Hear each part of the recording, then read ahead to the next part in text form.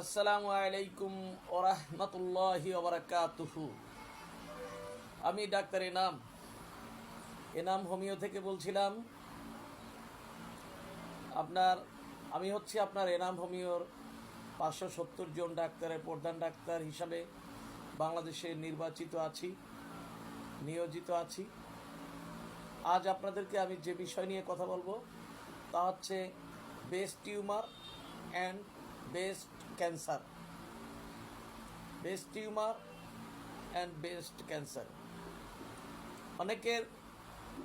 অনেকেই আমাদের সাথে অনেকে গর্ব করে, স্তম্ভ করে আপনার বলে থাকেন যে আমার তো টিউমার হয়েছে 10 বছর 20 বছর হয়েছে, কিছুই হয়নি।